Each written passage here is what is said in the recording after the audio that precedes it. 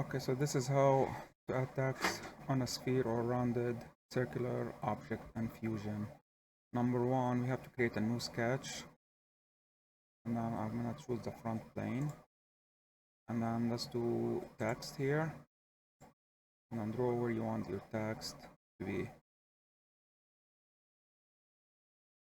Approximately, let's say this one.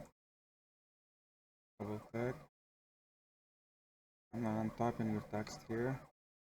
I'm gonna do SS for spectacular signs.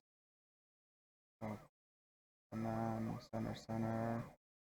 Okay, hit OK. And then rotate, finish. No, let's do this a little bit. Okay. So now it's over here. We gotta move it. So select it all, hit M for move, and then we gotta move it outside. Yeah. You hit OK. Now it's over here. Finish sketch. Now we gotta do emboss.